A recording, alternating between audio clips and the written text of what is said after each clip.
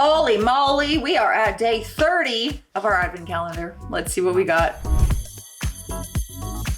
My wife cheated on me and my mom is taking her side. This story came October 27th, 2020. So last night, my wife of 7 years decided to have a chill night out. After dinner, she went to the den and was watching her programs while I fitted between watching the Spurs game and doing some odds and ends that I had planned. Next thing I know, she's got the wine out and has had 2 bottles of the stuff. At around midnight, I went in to check on her and saw that she was out cold on the couch. I went to scoop her up when her iWatch thing buzzed and a message popped up on the screen. Apparently iWatch means the Apple Watch. Same thing, apparently. It said something along the lines of, haha, I can't do that. My name would knock 7 shades of out of me.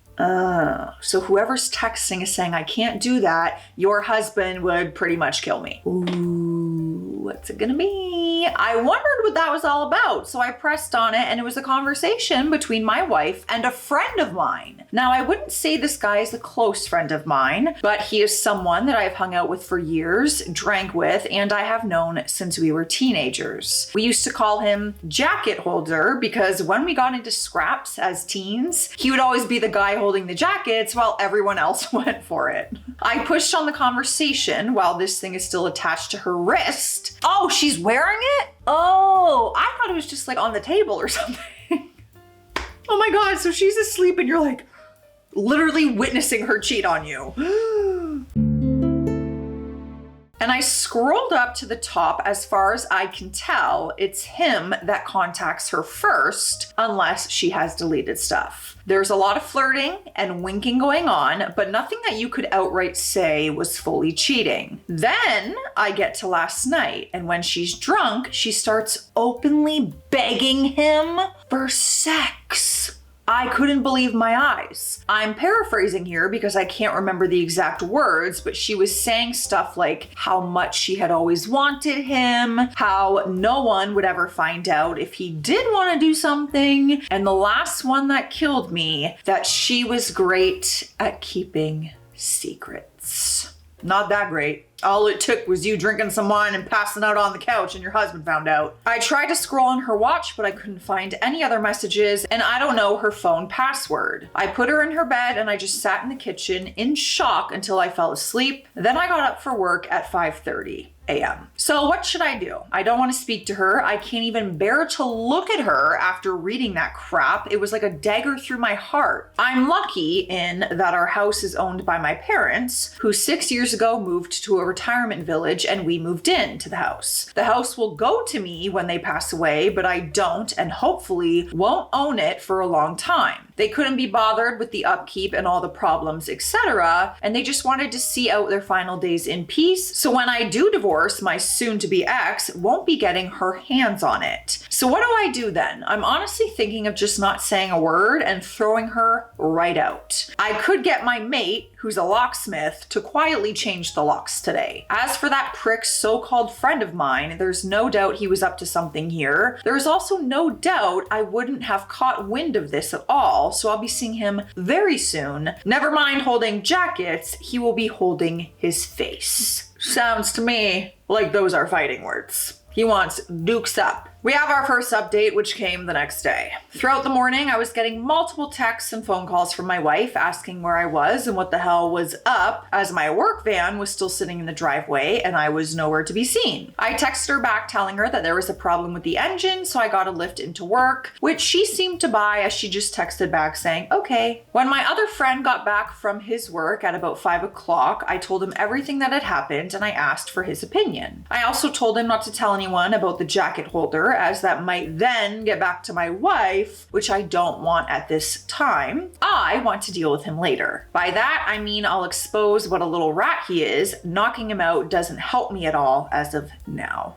True. As an aside to the people saying he has done nothing wrong, he messaged my wife first. He was being extremely flirty. What is he even playing at, messaging my wife for in the first place? He only knows her in passing from afar. Look, I've got no problem with two adults conversing with each other, but they hardly knew each other and it was flirty from the start. I think they've seen each other while out and about and it's gotten flirty then. So my friend convinced me to try and keep a low profile and see what I could dig up, but at the same time, speak to a lawyer and get the ball rolling in terms of finding out my options, which I have done today. He took me home at about 6 o'clock and I was honestly dead on my feet at that point. The second I walked through the door, I knew something was up as my wife was on me right away with all sorts of questions about work. I asked her, why does she even care? She said that I had left my big flask and my lunch bag in the front passenger side seat and that something has been up today and she could feel it. I was about to lie, but I was just too tired. I couldn't be bothered putting up any sort of charade, so I just said, yeah,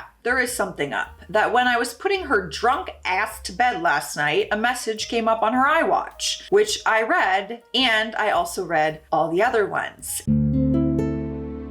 And that she was a disgusting cheat that I wanted nothing more to do with. She started sobbing and I just walked away and upstairs right into the shower. When I got out, she was sitting on the top stair crying still, and the excuses started right away. How she was drunk, vulnerable, had never done anything like that before, how he had messaged her first and it didn't mean anything and she was never actually going to go through with it. Pretty much everything that everyone on here was saying that she would say, like she had the playbook out. The only thing she didn't do was try to blame me. She probably knew that I would have thrown her out the door if she tried that. I told her that I wanted a divorce and she was to leave the house within a month. I also told her that she was moving to the spare room. I've been pretty much ignoring her ever since, just scowling at her and shaking my head when she starts waffling nonsense. I don't want to hear it. She slept in the spare room last night and I haven't spoken to her or texted with her at all today. If I'm lucky, maybe she'll be gone when I get back from work, but my luck is not that good, I suppose. On getting her out though, I was telling my parents what was happening and my mother was adamant I wasn't throwing her out on the streets. Her and my mother are close and they always have been. We would have been together 11 years in December. My mother was saying she made a mistake and that we should all sort it out like adults and that we've been through too much together and that she didn't actually do anything. It was just words. Words are actions though.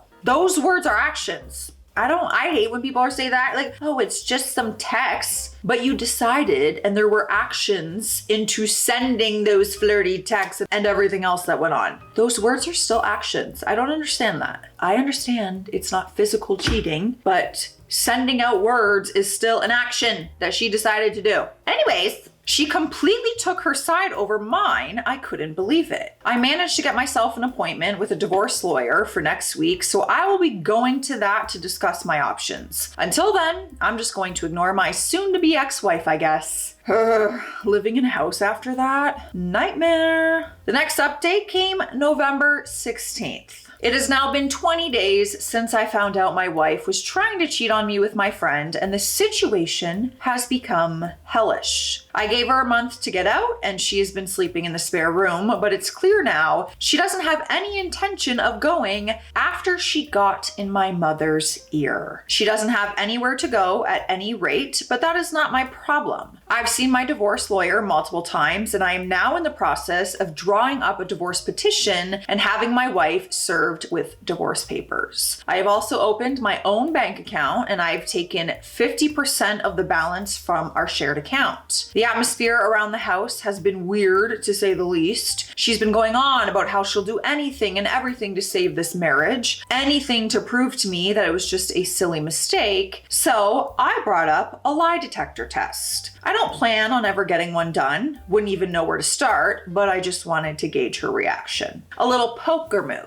A little call your bluff kind of thing. She was all for it. Well, until a few hours later when she came up to me, tablet in hand, going on about how inaccurate they are, and that anxiety and nervousness can throw up false readings, and with her and her anxiety disorder and all, it wouldn't be true. Jacket holder has been the talk of the town since I exposed him to our friend group a few weeks back. It's safe to say he has no friends left among us and has been completely ostracized. I tried phoning him a few times, but he refused to answer, and then and he just blocked my number. I've spoken to my mother multiple times about this, and during a heated argument, I asked her why she was taking my wife's side. Like, was there something she wasn't telling me here? What was she expecting? Us to live like roommates and go on like nothing happened? It's ridiculous. She said she has always seen my wife as the daughter she never had, but always wanted. My mother had a stillborn daughter before I was born, and it has haunted her. So she latched onto my wife and has done so since we got together. As I said previously, they have a close bond. The fact my wife doesn't have any family and only a few friends who have their own busy lives and family means if I just threw her out, she would probably be all alone, and my mom thinks that's unacceptable, especially during a pandemic. Oh, right, this is 2020.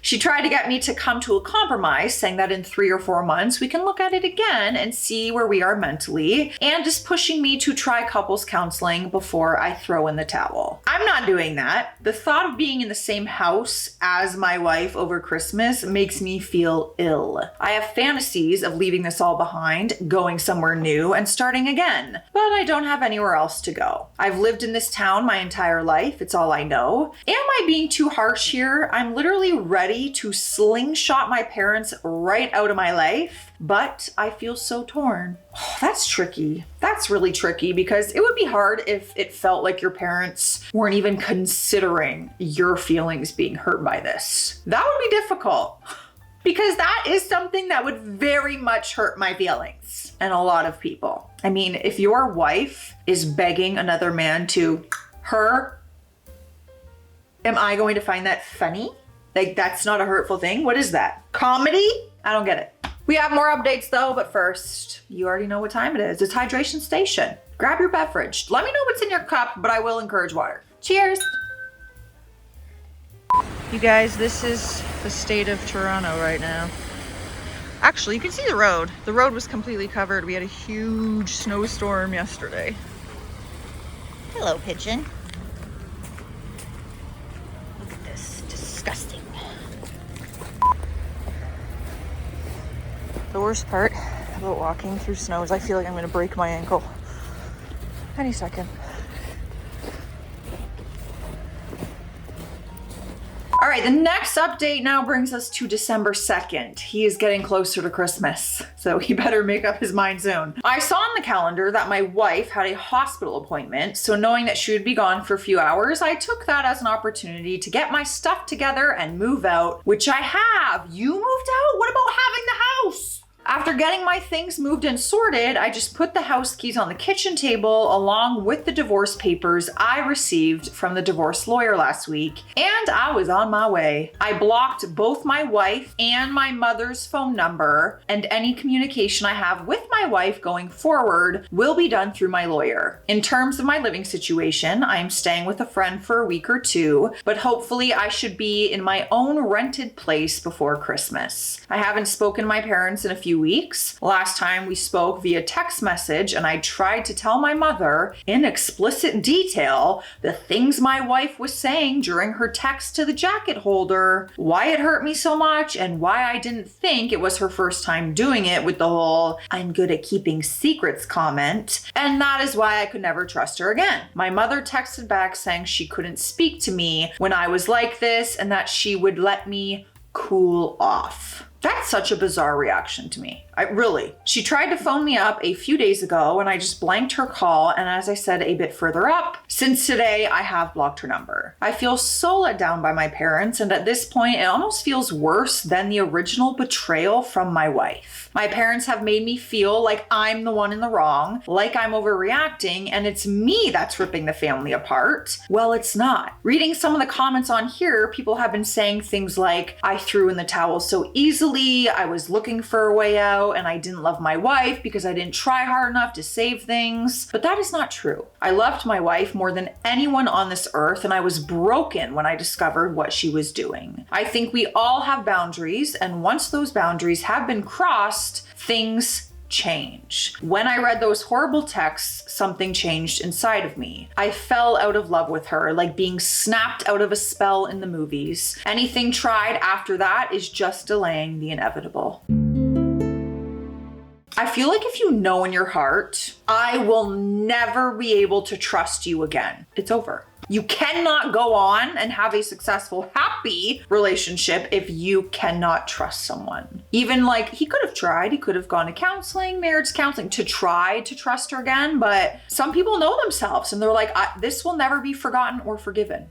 You crossed the line and that's it for me. Now, the next update is over 5 months later. We're in a new year. We're at May 26th, 2021. I had made my decisions and done what I said I would, but I got a phone call this morning that has dragged me back into the mire. I have moved 15 miles away, changed my phone number, and I'm still in the process of divorcing my wife. She has completely ignored all the requests from my divorce lawyer to cooperate, which has hindered things. We're now in the process of putting in an application for deemed service and trying to have her served officially by the courts. If she continues to ignore me, then I can proceed with a divorce without her input. Well, this morning while I was at work, I got a phone call from my friend telling me that my dad was trying to get in touch as my mother is not well, and would it be okay if he gave him my number? I said okay, and my dad phoned to tell me that my mom is in the hospital. She's stable, though she's not great. Obviously, I was shocked as I have not heard my dad's voice in so long. It was also the most emotional I've ever heard him. He told me my mom really wants to see me, so would I meet him at the hospital tonight and go in and see her with him? I said okay. I arranged to meet him outside the hospital. I ended up going home from work as I couldn't concentrate, and I'm climbing the walls here wondering if I've made the right decision, wondering if I'm about to get dragged back into this mess that I walked away from. I've never felt so nervous in my life, and the lack of control I have over the situation has sent my mind spiraling in lots of different directions. Yeah, this definitely adds something there to the situation. It's sad.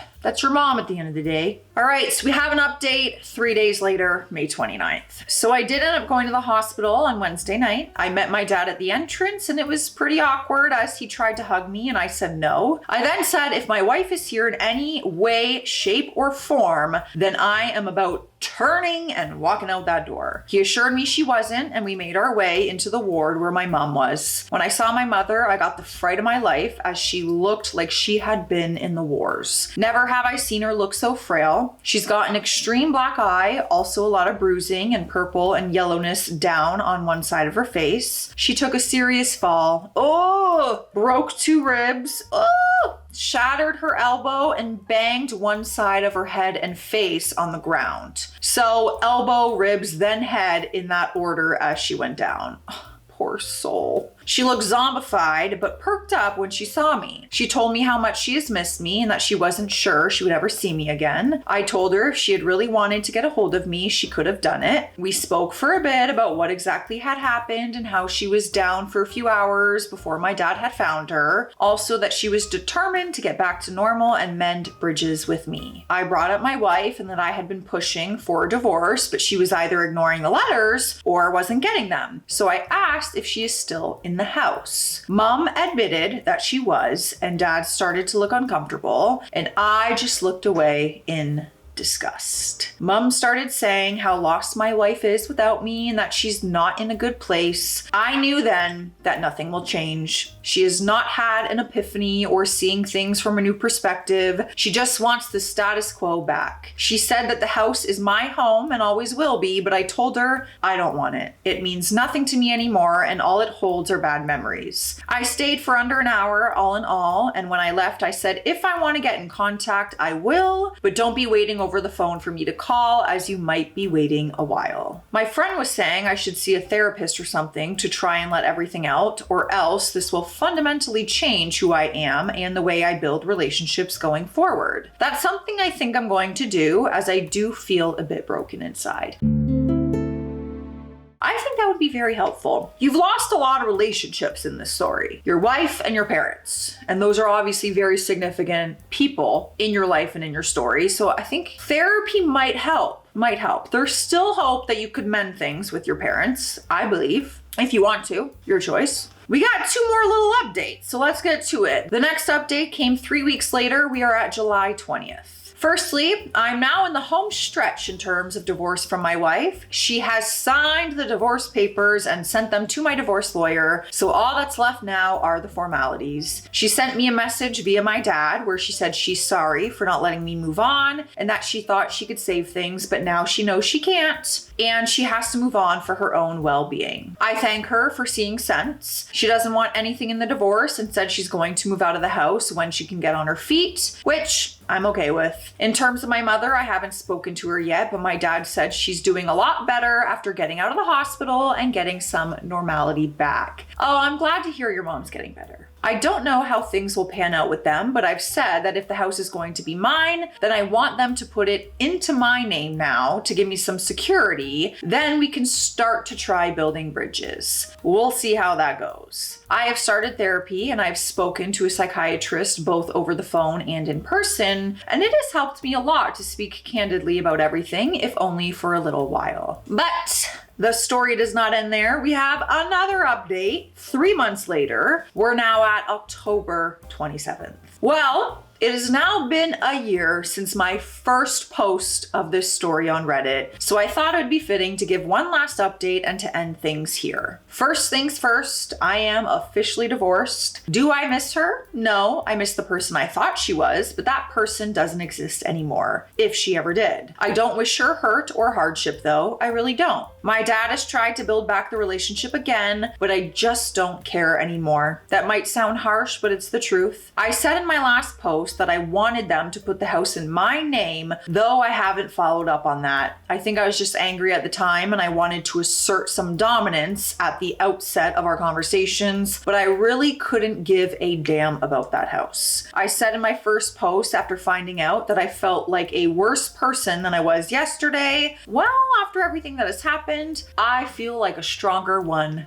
too. That was a lot. That was a lot. And we didn't find out any thoughts and feelings from Reddit this time. So I want to hear your thoughts. Let's be brutally honest, but censor things because things on social media platforms get flagged very easily. So keep it PG if you know what I mean. Stay classy out there, stay sassy, and stay PG in the comment section.